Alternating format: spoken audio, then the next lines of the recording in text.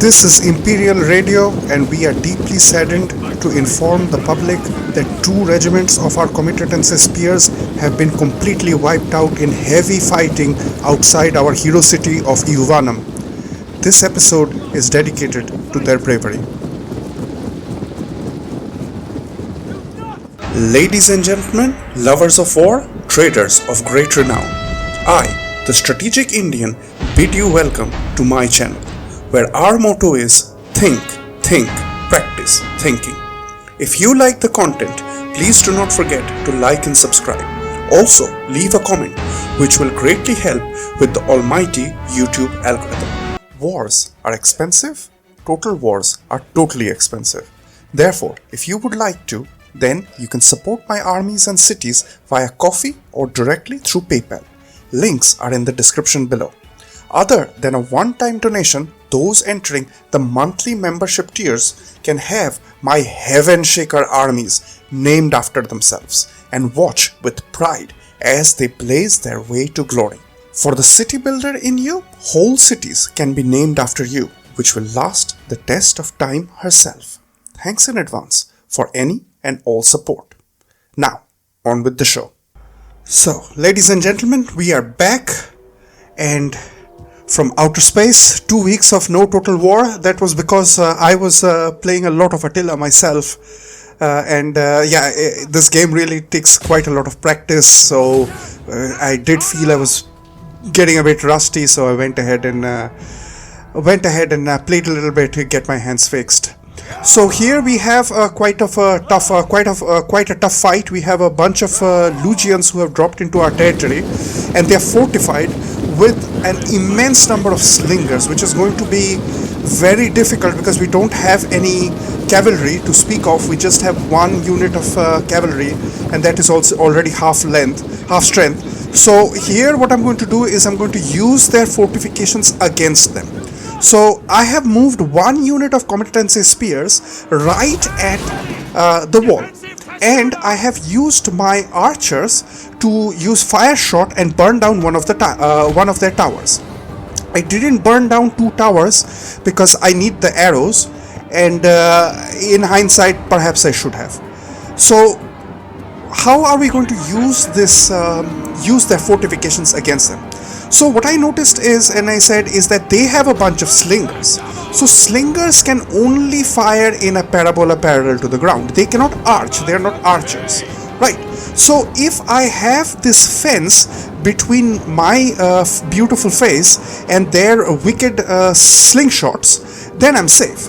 However, the problem comes as right now that they are trying to come out. So I'm trying to move my comitatense spears in such a way that I can trigger their skirmish ability and corral them back into their own fortifications. However, one of these infantries are coming out because they see they have got a pretty good chance. They can hold my infantry in a hammer, in an anvil, and meanwhile the slingers can completely hammer my boys at the back. So that's why I'm choosing this place so that I'm just out of range. You can see a lot of the slingers who are on the inside of the fort, they are firing furiously. However, that's not doing anything to my boys, and the only slinger I need to worry about are the slingers which are coming out of the fort. So there we can see one other unit which is coming out, and then one more unit which is coming towards the back of this slinger. So this comitatense spear is really there. You can see the firing which is going on from within the fort, but that is being stopped by their own palisade. So that is why this comitatense is not going to survive, because another unit of Germanic spears are coming out. Germanic levy rather. This episode is dedicated to their bravery.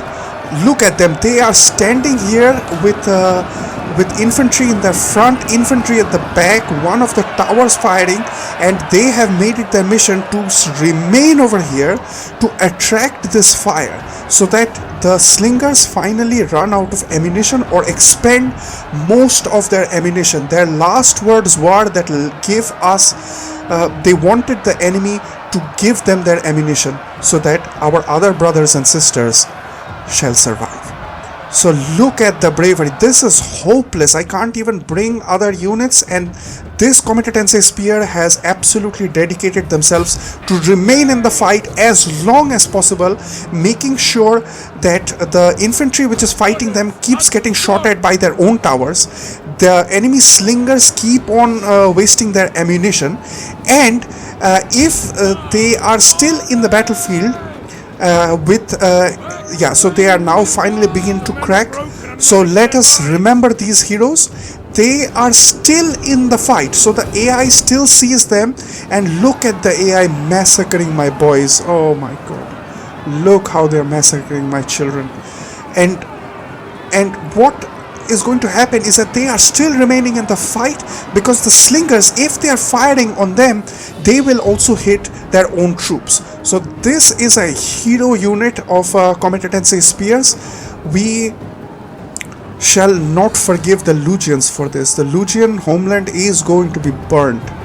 I will make sure that these Lugians are treated with maximum prejudice.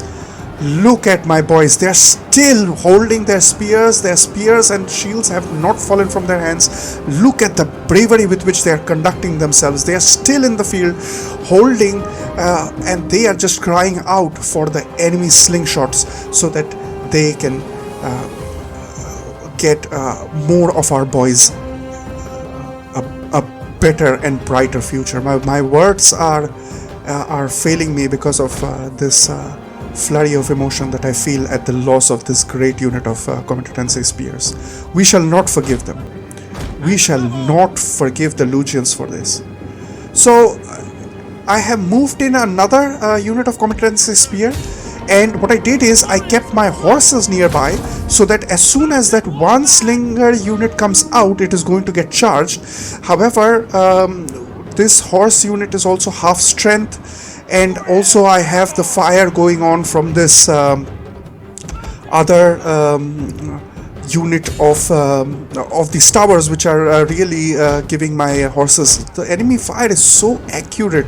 So here we have a much better position in that the slingshots which are being fired at this unit of Comité Tensei Spears is not actually hitting them because of the palisade. So I'm going to send in cohorts, which is specialized infantry to help support these Comité Tensei Spears. We have lost one hero unit of Comité Tensei Spears, but let's try to protect the second one. So okay, I sent in another unit of Comité Tensei because I do need much more heavier armored troops to stay over here, because slingers are really very good anti-infantry. They're exceptional anti-infantry, and that is why we are having so much trouble in that they are protecting each other, because they are inside this cocoon of towers and palisades. So I can't go in there very easily. And of course I don't have any cavalry to speak of. So here we have hammered and anviled one of their Germanic levies which have come out, and therefore I immediately turn around this unit so that it doesn't get charged in the back. And now I'm going to make sure that my Comité Tensei Spears are standing back to back. Watch these brothers in arms who are now going to stand back to back, protecting each other. Meanwhile, our specialized anti-infantry the cohorts are being moved in. Now finally I am taking down one of these towers, which I should have done long ago. I should have taken out the near tower. However, what I'm doing is I'm taking out the farther away tower so that I can start taking pot shots at their general, because at this point I have taken a loss of an entire Comité Tensei Spears, and another half unit of Comité Tensei has already been chewed up. So 1.5 units we have lost. And all of this fight is happening near our hero city of Iuvanum, so that is something that we are never going to give up. So one more of our Comité Tensei Spears are running. This battle is expensive in terms of men and material. So now we have an additional problem that the Comité Tensei Spear, which is near the fort, is completely surrounded, and our cohorts are going in so that they can help rescue their brothers. That tower has caught fire, so let's move our archers back. The arrow fire is so accurate, it's so aggravating, it's really aggravating. It's aggravating to the max. I have a bunch of pikes which I'm not even bringing into the fight because pikes basically wear cotton shirts, so they won't be able to do anything in this condition. I need heavily armored troops to be able to take the fight. And of course armor does nothing to the arrow fire. So now two of their units of Germanic spear levies are in deep trouble because the cohorts have hit them at the back. The revenge of the Western Roman Empire has begun, and we are now going to use this remnant unit of Comitatense to basically chase down that slinger, so that I can preserve my horses, I can preserve my infantry, and this unit is already tired, but if it keeps moving even at a very slow rate towards these slingers, move them towards my general, where the general can enter into melee and destroy that slingers. At this point, anger is not a emotion that I really allow myself to bring myself into. Not anymore. I used to be an angry person. I'm not an angry person anymore.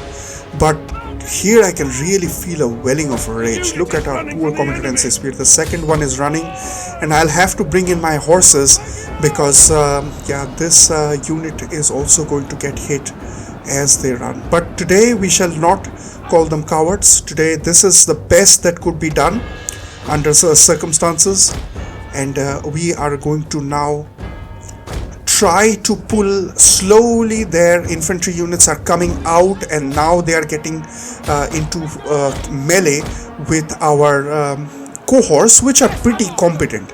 And also keeping this one tower up, although it causes us a lot of grief, keeping this tower up has an advantage in that I can have some of the shots hitting them. So when you are looking at the unit cards, and you can see that some of their unit cards have the red arrow pointing down, that means their tower has hit one of them.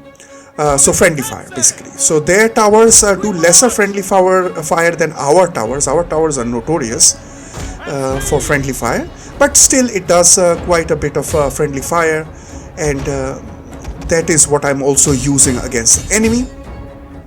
I am now going to move in my Levis Amatore because I want to move them quite close and fire point blank. I can really feel a lot of welling of anger against this Lugians. I didn't feel this anger towards Bastanians, towards the Huns even. Sassanids didn't bother us yet. So yeah, but this one is really bad because I don't think this is a very good army, because this doesn't have any cavalry to speak of. The units are not upgraded. However, given the composition and the battle choice that they did with taking a fortified position, whereby they don't remain inside the fort, because if those slingers stayed inside the fort and fired all day long at the palisade with our beautiful soldiers hiding behind them, then I wouldn't have such a bad time. The problem is that they kept on coming out. They kept on hammer and anviling our own boys, and therefore that is causing me a lot of grief. And at the end of it, I won't even be able to capture most of these troops because I don't have any cavalry to speak of. So there are a lot of reasons which gives me a lot of anger against this. Also, I have to be a bit mindful of my Levis Amatore because they have no range to speak of, and if the slingers happen to spot my Levis Amatore and take a shot, then it will be pretty much GG for them. So that's why I am making sure that I am able to run away very quickly in case the slingers turn their attention to my Levis Amatore. However, up till now there is no enemy response, and they have clumped up over here. So let's take revenge for our Comitatense spears. Their general is moving back. So here what I'm going to do is I'm going to move my archers behind the palisade so that they can fire at an arch. I prefer units firing at an arch if they can. So archers can do that, slingers can't. Because then the shots are much more guaranteed. They come in from the top and hit them at the heads, which is going to give them additional damage. So in Attila, I believe is one of the total wars, the last total wars, where you don't get a flat block damage. So in the newer total wars, it's hilarious that you can get in some cases, more than 100% block chance. God knows how you would do that. And that block chance would work even if you were facing the other way. Now tell me which civilization in the history of mankind can ever achieve that. In that, you have a bulletproof vest, but you put it in the front and then you shoot somebody in the back and they survive. Because you have a bulletproof chance which gives you a 100% block chance, but it is directional. So here, for example, I am making sure that my cohorts face the direction of wherever the fire is going to come from. However, in the later Warhammer series, this real Scourge on Earth, they really went ahead and listened to these interns, these bachelor pass interns with zero education, using marketing terms and all these corporate BS generator words, who were like, yeah, let's make goblins, let's make this and let's make that. And then you have, even in the Three Kingdoms, which was a great failure, that units had block chance, and that would work irrespective of direction. So that is basic physics that you want to erase, and that is not fun, in my opinion. So here, for example, in Attila, I have to be absolutely careful in what direction, and I have to look at the angle. So for example, you can notice that the cohorts are not both back to back anymore. They are at a right angle, because in that orientation I have the minimum surface area showing to the tower, and therefore I have lesser chance of hits happening. However, I wouldn't have to worry about any of that in the later Tutor walls, because I have a 100% block chance, so I can have a tower in my back and it would be perfectly fine, because I have done this research.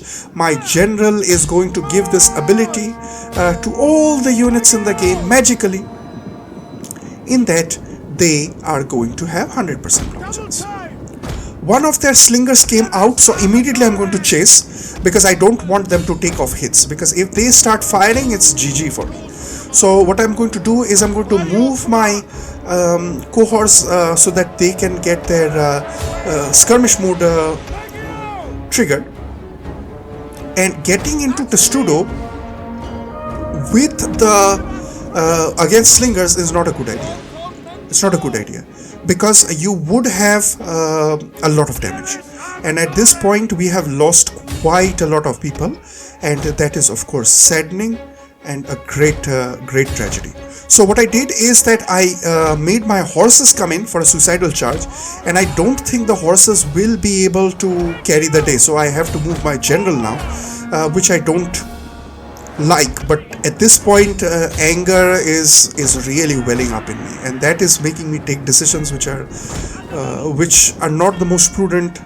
There are other units which could have been used. There was a cohort which I could have thrown, but at this point I am getting quite aggravated. And here you can see that these perpetually out of range Levis Amateur ran inside their fort in all of their dedication. They are like, I'm gonna get this guy, come here, I'm gonna get you.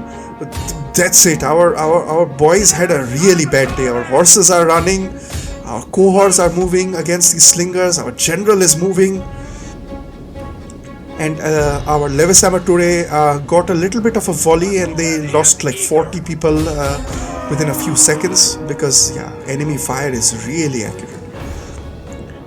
Lugians are going to be put in a criminal court. These guys are going to have a full Felix Dzerzhinsky is going to go after them and really give them a bad day. I'm going to have what was the name of that Soviet Union's prosecutor general? The guy who used to shout. What was his name? Can't remember. The guy who was responsible for that kangaroo courts, who went and used to make baseless accusations against all these people. So I'm going to move my horses back, because at this point they are down to 15, and if they go down to 10 people, less than 10 people, then I lose this entire horse unit, and I don't want to do that, because this is the only horse unit I have, because I have run out of mercenaries near Uvanum. There are some mercenaries probably in the next province, so I might have to do a little bit of cross-border shopping. Levis Amature are out of ammo. Horses ran away, but they ran away with more than 10 people, so then that unit is going to survive. Our general is carrying the day. I'm gonna make them buff. This buff is not particularly useful. It's useful against cavalry charges, but yeah, whatever. I'm gonna make sure that this Germanic hurler unit is pulled off from the battlefield.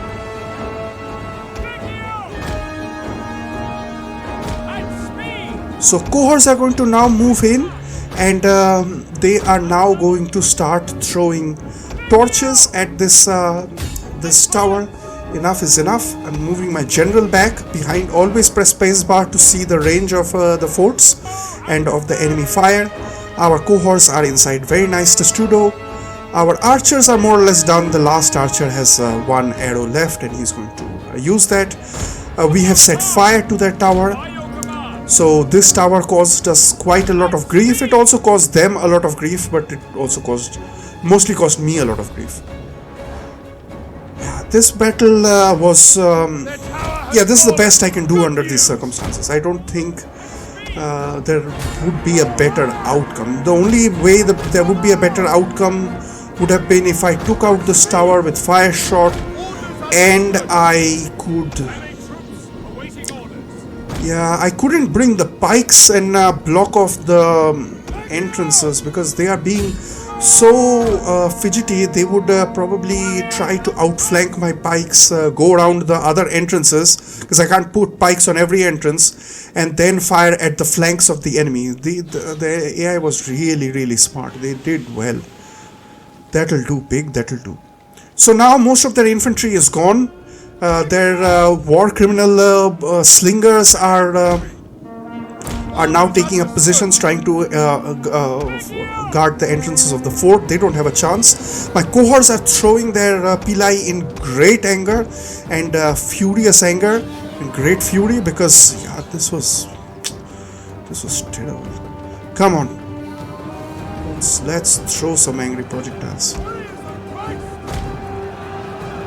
Levis Aventure's got some good kills. They got some good memes. Look at that, 414 people killed. Those are some nice yams that we got. We scored some nice yams. But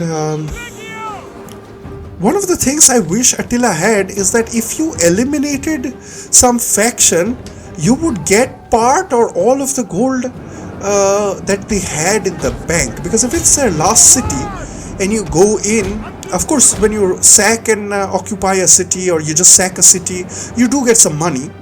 But it would be fun if we got whatever money was there in their bank account at that point. Because yeah, they are going to go out. Yeah, what happens to that money? And as you know, I like money. So also another thing, I say part of the money because of course if you eliminate the Eastern Roman Empire, yeah, I don't think anybody can absorb that amount of money. So here now we are entering the death shows of this Lucian army. This unit, now they are going up against specialized infantry. Their own towers is towards their back, so they are going to suffer a lot of friendly damage. It will be very difficult for the tower to be able to hit our boys, but given how accurate the towers are when they are possessed by the enemy, we can expect a few people to die. I'm also going to move in one of the slingers, one of my pikes, because I do want them to get charging pikes, and I want to enjoy that a little bit. So I'm going to pull my infantry back because there is no point. I don't wish to give them the privilege of honorable melee. I want them to come and charge me in my pikes, and I want to observe that if they have the courage, their courage is completely failing them. Their units are running away. And the other reason I want them to melee, okay, the battle ended, they ran away. Their general survived, I believe. The reason I want them to do melee is because I don't have any cavalry. So if they do melee with me, I'll be able to take more skulls. Skulls for the skull god. And that is why I didn't want to let them just run away without any. This army caused us quite a lot of grief. As you can see, outside of our hero city, only 2 units of Germanic levy spears got away, and the general got away. So that's nice. They don't get a fresh general. 2 of our competency spears fell in battle, so we shall remember them. I don't know. Iovanam, later I think I'm going to transfer into a money-making district, so I won't be able to make a triumphal arch, but we are making a triumphal arch to our first martyr, Maximus Decimus Meridius, who fell fighting the great Cadians, and we are going to go to the next province, get all the cavalry that we can get all the other mercenaries. I'm not going to get the Germanic brigands because that is one expensive unit. That is really... I won't kill this Lugian army because I want them to go back all the way from whence they came from. And I'm going to move back into my territory. I tried to set up an ambush, but I didn't have enough movement points. So let's put points into reducing the cost of construction. Now, let's go up against the Huns again. Huns have become our plaything at this point. So what I'm going to do is, I noticed one of their armies has got quite a lot of archers, bowmen, Hunnic bows. So I think it's important that we break up the Huns a little bit more. So let's chew on the Huns. I'm going to do a night fight. At this point, you know the drill. We only come out at the night for the Huns, and that is going to be because I don't want to fight all of their armies and then they come out from every direction and bother me. Our scout equities are moving forward. They are going to try to lure in as many people as they can, or they will do dodge the rocks. Let's see which one we need to do, because often it's best that you first do dodge the rocks and then you lure them in, because then that particular unit cannot interfere in the battle anymore.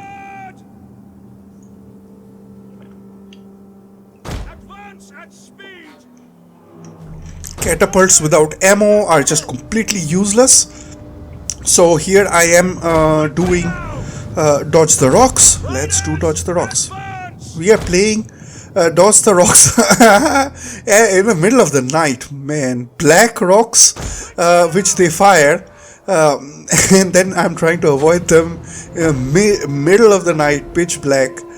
Yeah, we'll manage. We can see the trails that are coming down.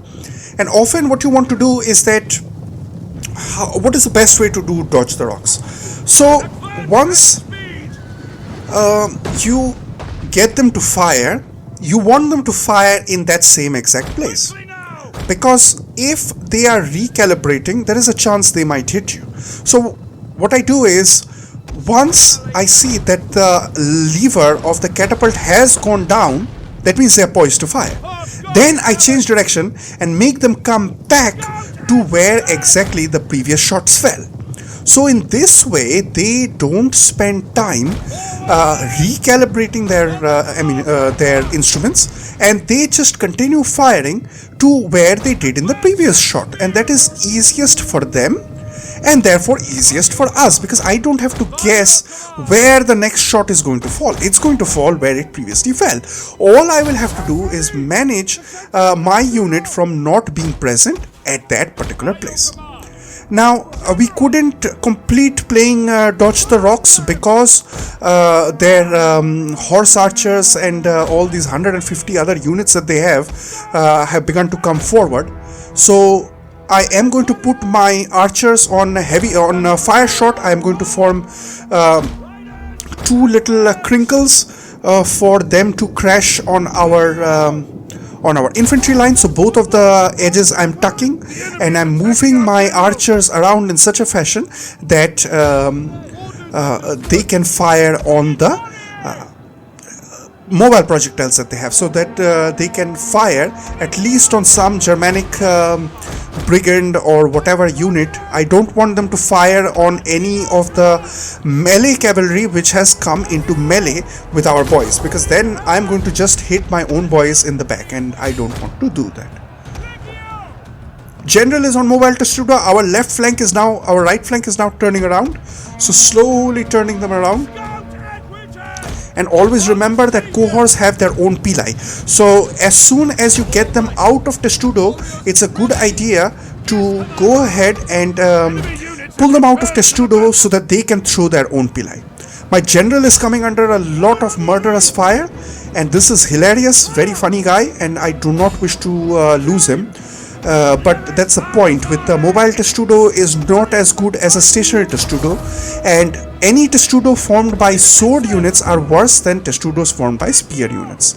So the general is of course the spear unit, and therefore it's a mobile Testudo. So this is the least effective of all other Testudos. Now I'm moving the cohorts to the front. I'm now going to move my general back because this is the danger zone, and the scout equities are kept nearby so that the Germanic mounted brigands cannot pull off a charge on my own projectile lines. So I do a war cry because that's the only thing that I have against the enemy at this point. A lot of fire is coming at our own line. A little bit of friendly fire is happening. We have their general now trying to come in for a charge, but let him charge against cohorts, I don't care. I'm now going to make sure that the outgoing fire is directed at this clump of bow units, these mobile bows that they have, so that I can make sure that this particular unit is mauled up pretty bad. I don't have any method of capturing their mobile projectiles, therefore the best way I can take them out is to go ahead and throw as many projectiles as I can at them. Now it's time to pull back. All the units which don't need to be there can pull back. Meanwhile, our infantry can move forward. Their general has been arrested in space. Their pikes have been arrested in space. They have their backs turned to our scout equities. Rule number 1: don't turn your backs against our scout equities. That's all I need to do. That's all I need. Our cohorts have carried the day against their general, and I'm going to make them throw their ammo so that they can try to take out their generals. It's actually advisable not to kill their general at this stage because the general is super weak, and then if I kill him off, he is going to get they are going to get a fresh general. So let's see if we kill the general or not. I am trying to move my boys in the front so that my projectile boys in the front. However, I'll also have to be careful that I don't get charged by my own bows.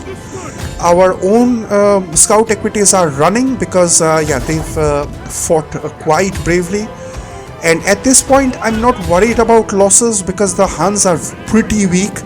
And also all I would need the horse for is to be able to go ahead and chase down any units which is running away, and I also need to go and catch that artillery piece so that I can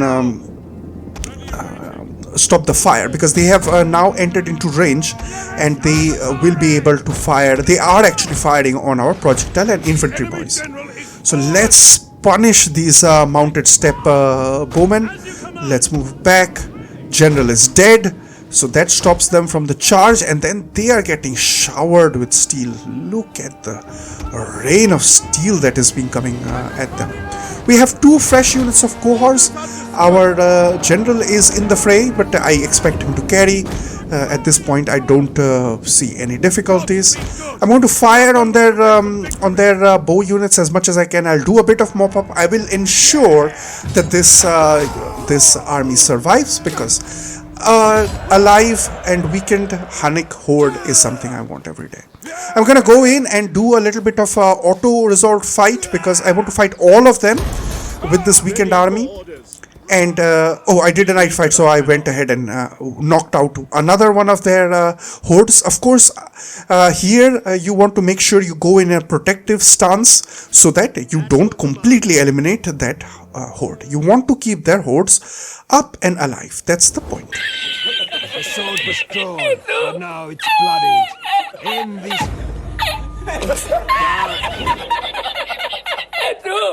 The Abdanians wanted peace. There'll never be peace between us. Go be pirates. Go and be pirates outside of the Pyrenees mountains, near the French Riviera, wherever you are. Go and be pirates near Bordeaux. Right. So Saxons are continuing their push. It is pretty big army has come in again, and it is in Colonia Agrippina. You know what time it is, so it'll be a bit relaxed. We can talk about how we got here, what is strategy, a little bit about the disposition, maybe a little bit of talk about the economy if I remember, because I forget things. So here, of course, they're bringing a bunch of dog troops, heavy infantry versus dogs. You know who's going to win. Strategy over here is both of these stacks need to go. Both of these stacks need to be completely wiped because I have Stilicho with a full cavalry army which is besieging their capital Tulifordum. So once I burn their capital Tulifordum and whatever army they have nearby, I am going to ensure that both of those stacks are gone in addition to their city. And if these two stacks are already gone, then they shall have nothing left. They are going to be eliminated. So that's how, that is what the strategy is going to be in this fight. We have kept most of our troops on the ramparts, which is a bit dangerous because they come with a lot of javelins. Here comes their dog units. Let's go ahead and enjoy that. Look at these pedigree pooches coming up to fight against pike and heavy infantry, and they are getting dropped. Look at these poor dogs. As a dog lover, this is very sad for me, so I don't tend to look at it too long. Let's open fire. Come on. I'm gonna fire at these Nordic pikes. Let's increase their temperature. Let's turn the heat up. Release your dogs, give me all your dogs, and I shall give you all of my slingshots and bow fire. So I have, I'm going to target fire so that I make sure that I do take out these pikes on priority, because pikes can be very dangerous if they can come into melee. Although I will have my troops on for example, Station Testudo, protected by pikes. However, I don't want their pikes to come into melee with my boys. Especially, you can see in the far flank, there is a X unit which is also coming forward. So that X is priority, their pikes are priority. And I will have to also make sure that I can take out their projectile units before they pull off quite a lot of murderous fire, because I am on the ramparts. I also have slingers which can only fire from the ramparts. They cannot fire from behind the ramparts. For example, archers can, but I don't have enough archers. The mainstay is going to be the slingers in this fight. So I'm going to prioritize on basis of whichever unit has moved forward. That is one which is going to be able to be shot at in the very first instant. I am keeping my one of my horses ready to do a hammer and anvil, because I don't want them to stay in melee with their pikes against my boys. So that is why as soon as they can engage all of their pikes, I'm going to try to do a hammer and anvil. Their slingers are causing me quite a lot of grief. Therefore, I am going to send one of my scout equities to go after them. That scout equities is going to deal very handily with them. Also, I'm going to move my Germanic horses so that these Jegut javelin men, 3 curses on Jegut javelin men, man, they really ruined my day. I was having that previous fight. It was such a nice fight, and we were taking out one of their units at a time, and then in comes this Jegut and completely ruins everything, racking in 300 kills. So therefore, this Germanic levy, these Germanic horses are going to charge that Jegut so that it doesn't fire on my scout equities. Because yeah, if I like my comitatense spears that much, I'm pretty sure you understand how much I like my scout equities. Over here, their firing was not very accurate. They were trying to get into position, which wasted time, and therefore I'm going to continue firing, and with the axes and Jegut being the primary focus. Horses are going to be kept intact so that I am able to do quite a lot of mop up. I am keeping an eye on the far flank because I don't have any horses over there. However, they shall, as soon as they can deal with the slingers on this end, they are going to run across and then start taking out all of these straggler units. The general I kept behind the ramparts so that they would fire at my general with their javelins and their slingshots, so that they would not even be touched, so my general would not even be touched by their fire. However, that would make sure that they waste the ammunition. I'm gonna pull my archers back because most of my slingers got quite mauled, and every slinger which dies is one stone which I can't donate to the enemy. And as you know, I'm a very big philanthropist, so I like to donate my slings, my arrowheads, all free of charge, without any precondition to the enemy. So they are not able to do this donation process if they actually have untimely deaths. So I am going to prevent those untimely deaths. I'm going to move my cavalry around and slowly start to do mop up, because as I mentioned, we have to make sure that we do a very efficient mop up. Nobody leaves this field. Now let's talk a little bit about economics, because I remembered it. So at this stage I have 12,000 per turn coming in, and I noticed Stilicho's army of all scout equites, which is very powerful in my hands. A horse lord like me, that is really powerful. I'm not afraid of having 6 to 7 fights with that one army. That cost me 3.4 gold per turn without any mercenaries, because the more mercenaries I have as the Western Roman Empire, that's actually good, because as soon as I have non-Roman units in my army, I get 2% of my upkeep back. And that doesn't have a limit. Maximum limit is of course going to be 40% off, because there are 20 units. No, 19 units, because the general is counted within the 20 units I can have. So 38% is the maximum discount I can get in upkeep of my armies by bringing in mercenaries and non-Roman units. That's the Roman trait, Western Roman trait. Eastern Roman traits are much better, but we'll get into it when we play Eastern Roman Empire. So if I have 12k coming in and one of these armies cost 3.3, then I can probably make 3 more armies, not 4, because that would be a bit more, to send out. Now I'm not going to actually do that, because I want to prioritize this money being put into buildings which can give me a lot of money or public order in return. Because at this point, let's try to identify the sectors of threats. We have a northern sector right now where we have the Lugians, 3 curses on them, the Bastarnians, the Burgundians, then we have the Rugians, and we have got the Viking factions, the Nordic factions. So for example, we have got the Jutes and the Geats. The rest, the Danes are already gone, or they're very weak, I don't care about them. Right, so Stilicho, one army, is going to go to this northern sector, whereby it is going to first take out the Saxons, then swing towards the Burgundians, and then either I go for the Burgundians or I go for the Angles, then up the Jutland Peninsula and take out the Nordic factions. So go over to the Jutes, take out the Jutes, and then finally take out the Geats, and then retire that army.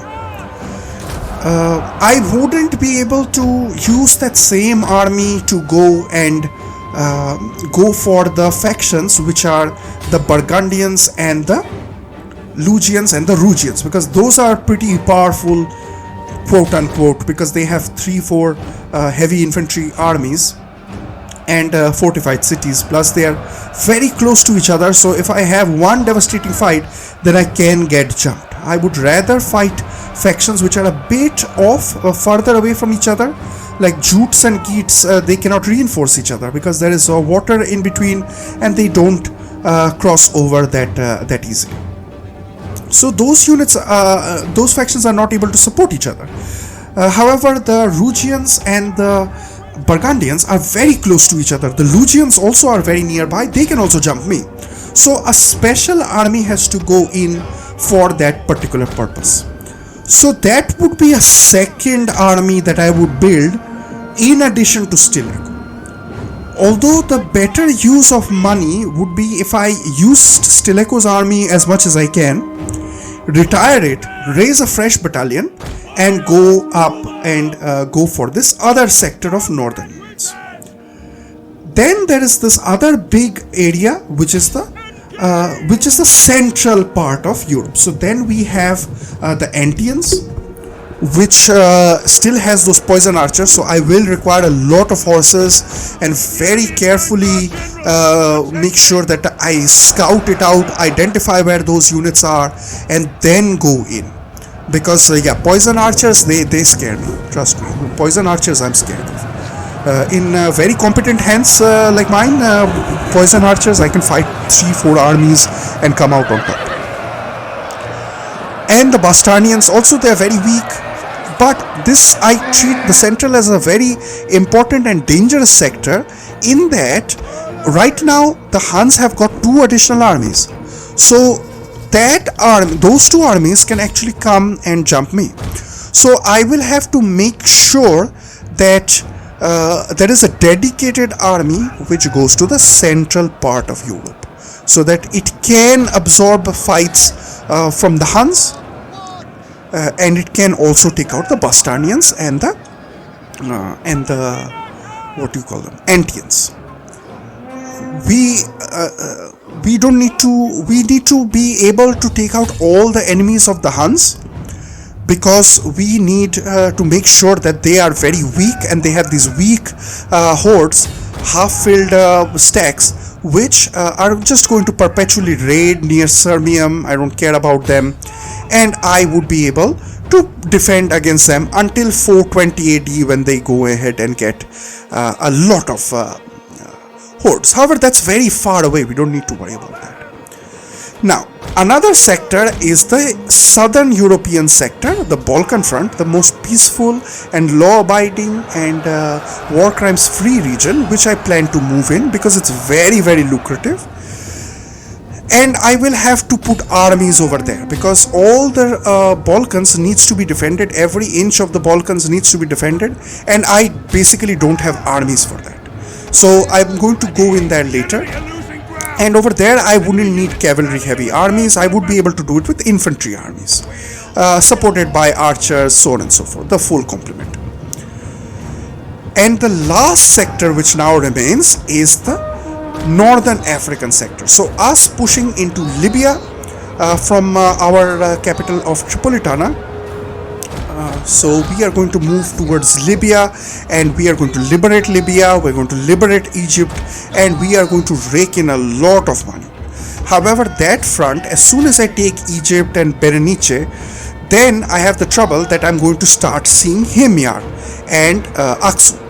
And the problem with these factions is that I will have to declare war on them, and if they have not fought each other to a standstill, then they have a lot of very competent units which can cause a lot of trouble for Roman units. And I won't have armies, given the shenanigans I'm going to pull across all of Europe and the central European front. I won't have enough armies to be able to push into the northern Africa and also defend against Aksum and defend against Himyar. So those are going to happen later. The money that we have coming in, which is 12,000, is now going to simply get put into our economy. And one additional army in addition to Stilicho's army. Either those 2 armies will coexist, or they are going to be mutually exclusive of each other. They will be formed one after another. So we will see how the money situation pans out. I'm going to do a full economy episode where which I did, for example, in the episode of Caledonification, where I showed how I break down the buildings to generate cash, all the way back in episode 3, and then in episode 6, I believe, where I went ahead and invested that 100,000 gold that I got on turn 2. So ever since, all we have done is build up farms so that I don't have food shortages. I have built up capital buildings for public order. However, all that is coming Please stay tuned. This army is folding. I'll go and do a little bit of mop up. Nobody leaves, especially that second general. I'll have to make sure that he does not leave. This is going to make both of these armies fold. The Saxons are on their last leg. Their capital is besieged. Stilicho is licking his lips. The Western Roman Empire shall feast tonight, and I'll see you guys for the next one. Have a good one. This has been the Strategic Indian, signing out.